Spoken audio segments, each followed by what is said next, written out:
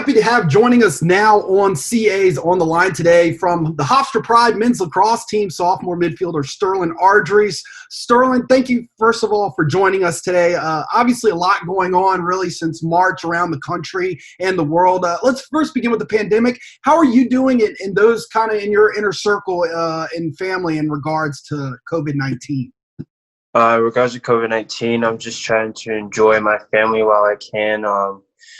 And as regards to lacrosse, I'm trying to do the best I can to work out as much as possible still, do things around the house, to help out my parents. I've just been keeping myself busy so, I don't fall into a slump or just boredom and things of that nature.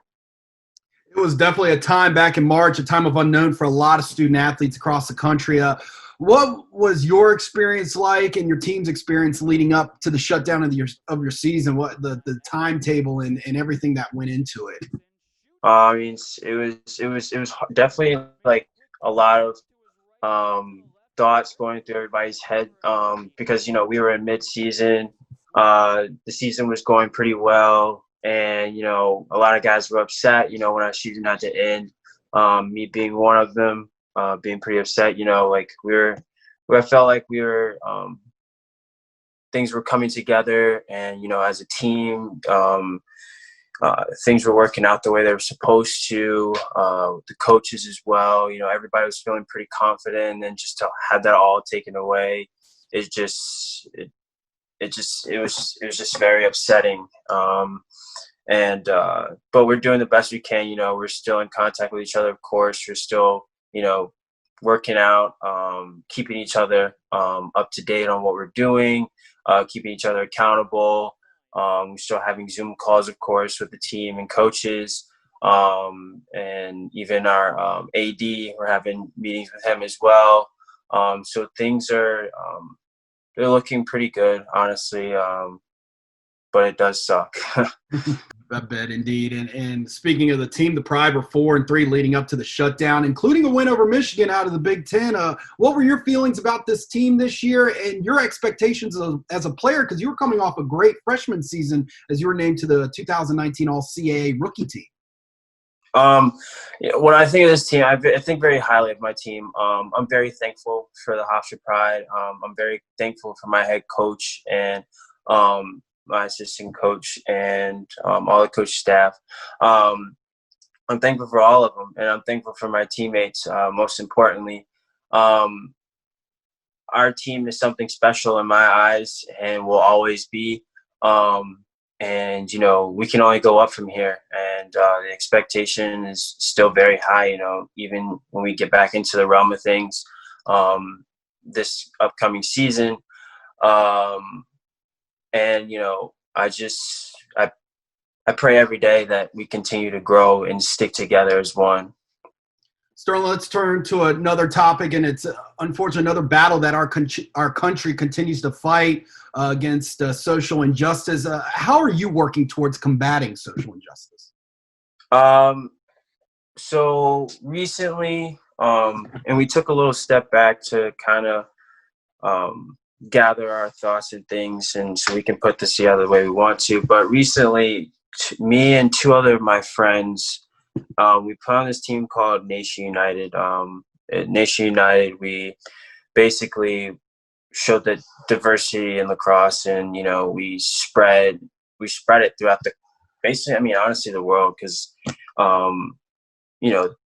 minorities playing lacrosse, everybody can play a sport. How it's looked at as a predominantly white sport. It's just another way of showing that, or showing diversity within the sport.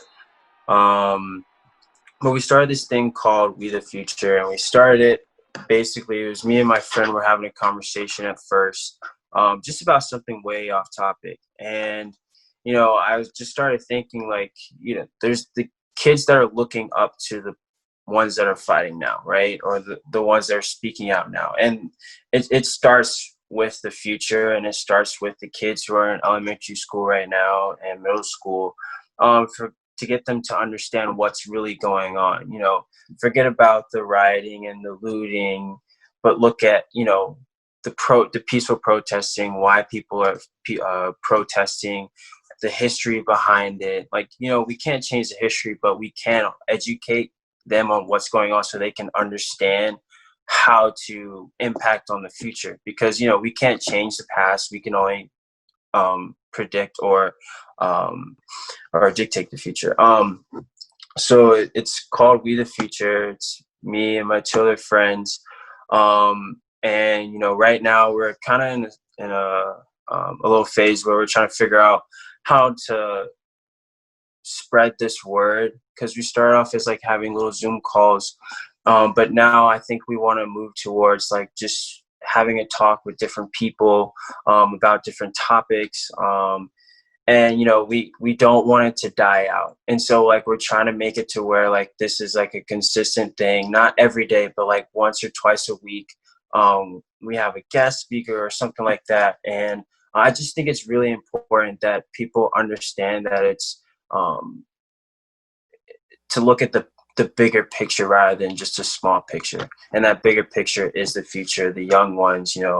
We threw out some ideas. I remember one of the phone calls that we had, someone threw out the idea that like, it starts in the house. It starts at the table with uncomfortable conversations. It also starts in the schools, because when these kids come home, like, and they say these things to their parents, it will help also open up their eyes to parents based off, their views maybe, or they'll learn something different. Like, because I know when I was a child and I learned something new, I always came home and talked to my parents about it. Right.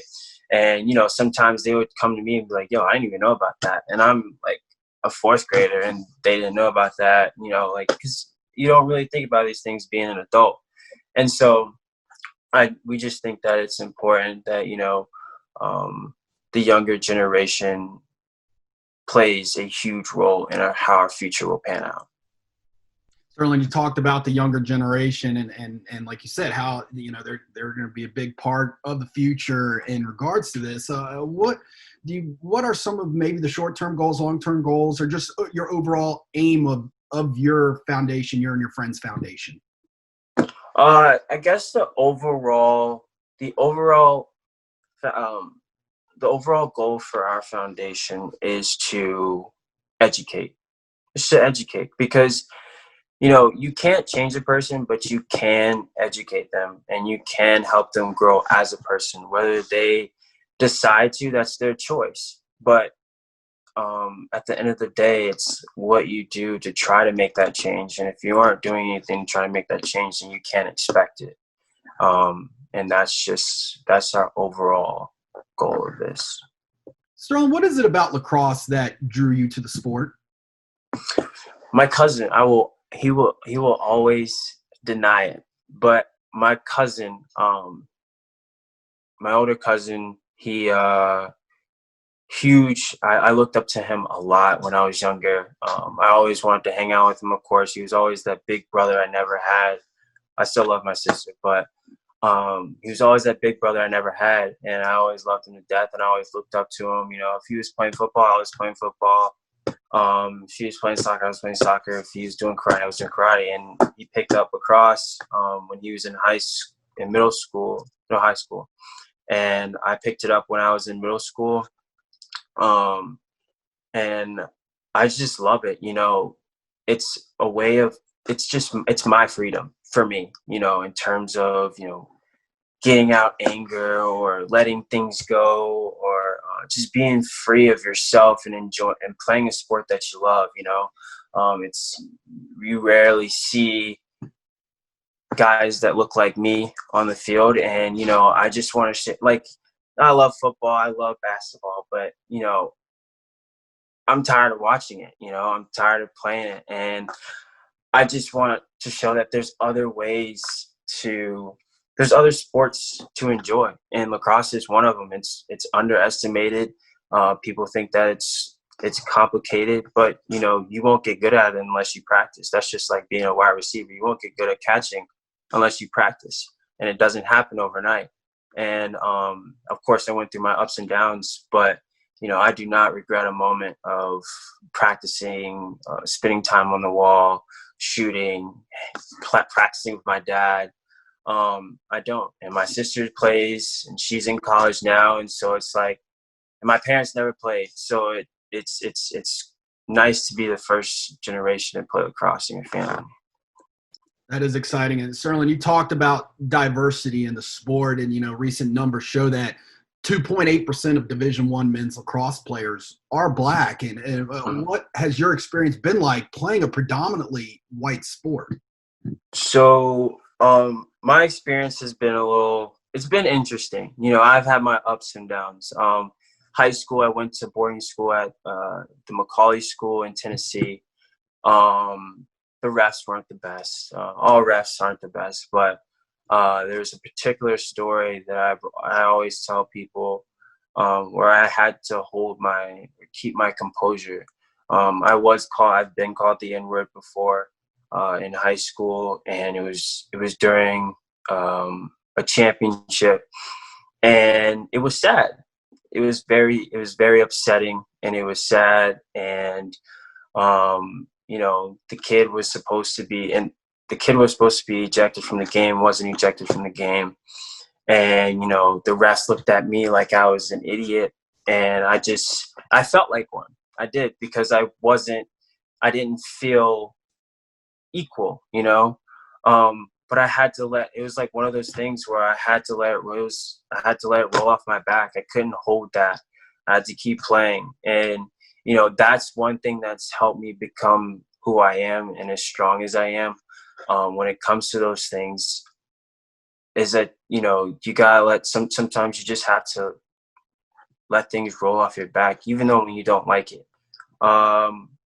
But there's a lot of guys that look up to me, and, I have to show that this is the mature way of handling things, not, acting a fool or reacting, out of pocket or things like that. And even in college, like there's an experience with one of our players, and I touched on this a little bit in one of the meetings, is that, it shouldn't take my coach to scream in a ref's face to get them to act on something that's inappropriate and that's against the rules. Someone's calling someone else out of their name. It shouldn't take my coach to scream in his face. It shouldn't. A ref should react right then and there, because it's not okay. It's unfair. I shouldn't have to think about, okay, is my ref on my team side, period. Like, I get a ref is supposed to ref a game, but when it comes to, me being a Black African-American on a team, is my team going to be affected on how we play this, or how we win this game, or how this game pans out because I'm Black? If I step on the field as a starter, am I going to affect how the ref is going to look at my team or my coach? And those are the things that I think about. And I also think about my safety. I know I've seen things that where players, and you don't even have to be Black, honestly, but I've seen in games that I've watched, like, guys just cheap shotting. But, like, am I going to get cheap shotted? Is the ref going to see it? Is the ref going to actually hear me out? Or is he just going to tell me you can't talk to a ref? There's things like that. And so those are things that I think about and that I've seen and experienced that have, like, shaped me to be who I am today. And I'm thankful to be a part of the percentage of African Americans playing the sport, because that I can inspire other ones that want to play as well. Absolutely. And talk about your teammates a little bit. How has your relationship maybe changed with them, especially over the last month? It hasn't. If anything, it's grown stronger. Guys reaching out. My coach is reaching out, having an uncomfortable conversation with my team. It says a lot. And I know like anybody can say, like, yeah, we had a conversation about everything that's going on, but, like, it's different when, you actually have people that care. Not saying that there aren't other teams like mine, but, my team will always have a special place in my heart because of how they do it. It's not about my mom always told me, it's not about what you say, it's how you say it. So it's not about necessarily what you do, it's like how you do it. And so I'm just thankful for my teammates. I love each and every one of them. and I love my coaching staff. You know, they help me be the person that I am, and I think that goes for anybody. Honestly, that plays a role in anybody's life. You know, everybody shapes someone in different ways every day, and you know, you learn new things, and you know, I'm just really thankful. Wrapping up today here with Sterlyn Ardrey, the Hofstra men's lacrosse team. Sterlyn, what do you hope the last month of protests and conversations lead to at the end of the day? I just hope it leads to everyone coming together as one, honestly, and just being grateful for one another and realizing the big picture and what's ahead of us. You know, focusing on the future.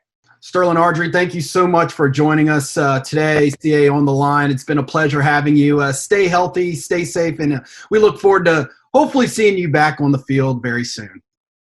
Thank you.